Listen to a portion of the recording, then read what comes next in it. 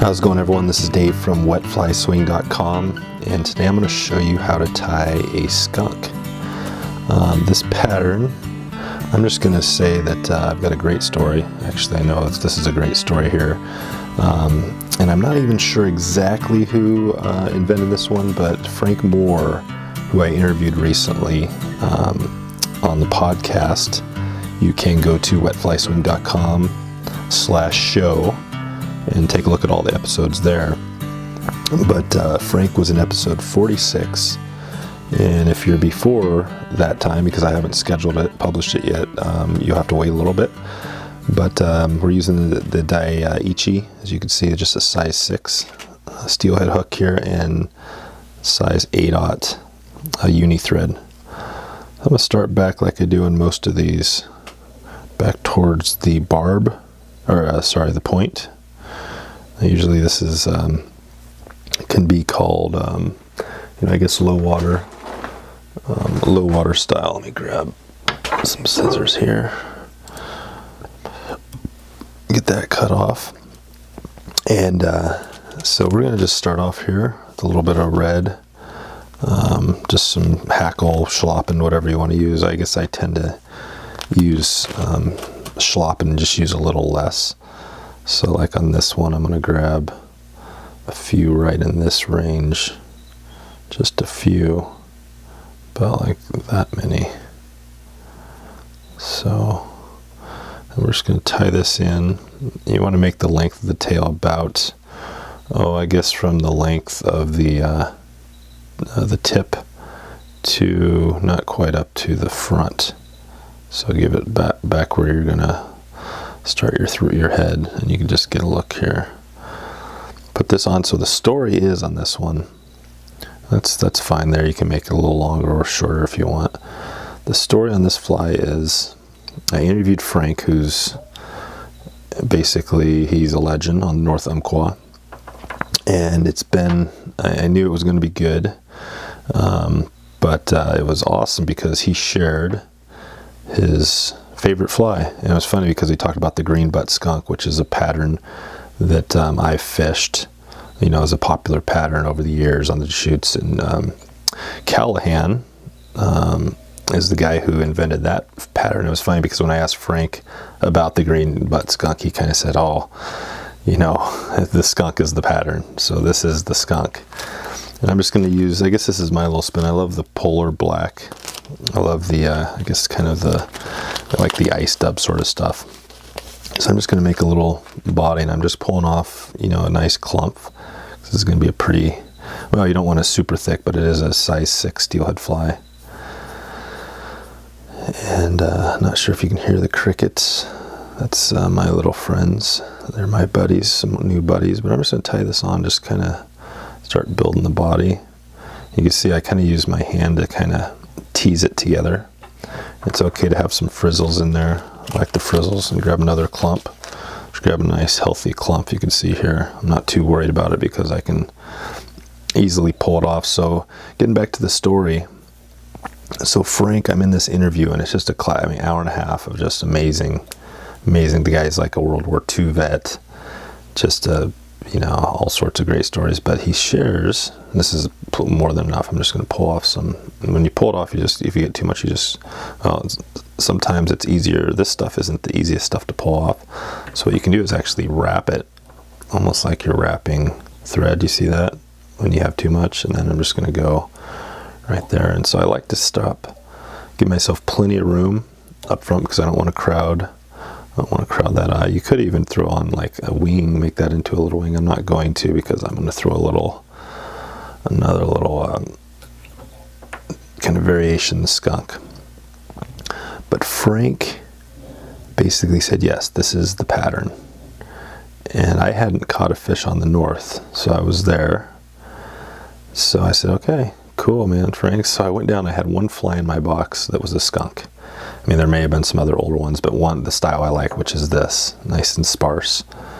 And I went down, and also Frank we talked a little bit about water. I didn't include it on the interview, but kind of locations. And he told me this one spot, which is like a classic spot, and it's not hidden at all. But I went down, that was the first place that evening, went down and just started working this run. And as I got down towards the bottom, getting a black hackle here, and there's a bunch. You can use different. I'm gonna actually go with this one. Whatever black hackle you have, you can use Schlappen. I tend to like I said, a little webbier stuff where you can get it. Just kind of picking through an old hackle here. Here's one that'll be good, I think. Yeah. So, and getting this, I've talked about this before, but you don't want it too long, too short. Basically, you want the hackle to come back kind of the same length as the wing. I'm gonna put my hackle. So anyways, I'm fishing down this run and get down to, you know, kind of towards the end, but it's a short run. A lot of the runs are short on that river. And boom, hook up, beautiful fish. Kind of like just, it actually worked me pretty good. And it took me quite a while to get it in. It was a nice wild fish. And finally got that in, and it was just like that feeling, you know. The cool thing is that this classic thing, Frank, who I was able to interview, but I caught it on his pattern, you know, on his river, on his spot. He's 95. So it was just this amazing moment, and I think that was the only fish that I touched. But it was just this classic thing. And this stuff, I'm not sure where I got this. If you can see that, this wing and flash. And here's the company. They might not be around anymore. Let's see if I can get that in there.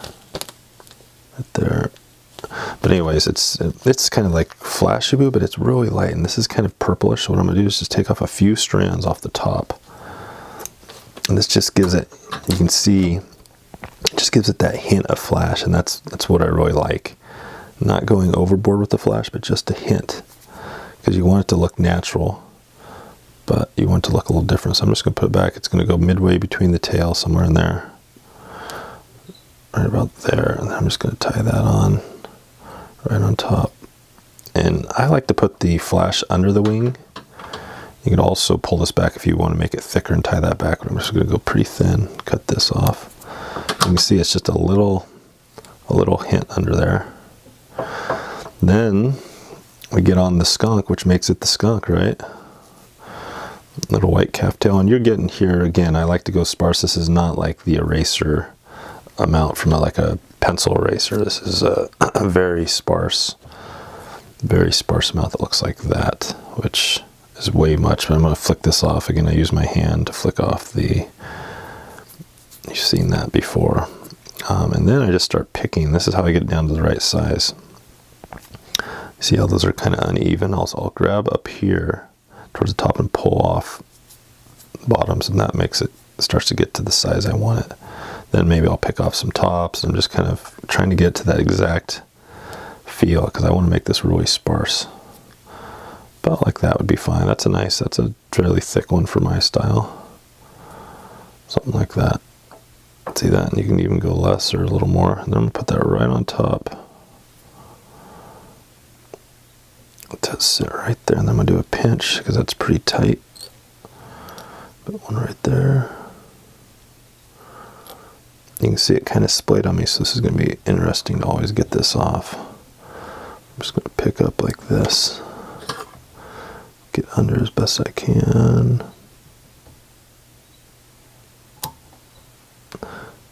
Did it pretty good. Finish up with these little guys. It's awesome. Oh yeah. Just a classic thing to finish this. But yeah, that's glasses, baby. Put this on. I'm just going to finish this up right here. To cover this head up. Make it too big. Let's see how I'm looking. Let's do a quick whip just to see. And anyways, gosh, back to the story. So I'm just sitting there on the North Umpqua, one of the famous summer steelhead rivers. I interviewed the most famous guy on the river, which I'm happy to share with you. And I caught amazing steelhead. So you can see that's my style of the skunk, and you can see how it has that little bit of a hint right right in the back, and it's just when that sits down in the water, it's just a nice little thin noodle. So anyways, that's a skunk. You may have seen this one before, but that's my take on it. A couple little different takes on the fly, but I also wanted to share that story with you. In the interview, again, if you're catching this right away, then you're gonna have to wait a few weeks to see it. But let's see if I can cut this off. But if you are getting this in the future, then you can just go look at the interview, which was an hour and a half of goodness. And so anyways, that's Dave, or that's not Dave, I'm Dave from wetflyswing.com. You can go take a look at the notes below, see what I used here, or go over the podcast at wetflyswing.com/show and just search for Frank Moore. Thanks everybody. I'll look forward to talking to you soon.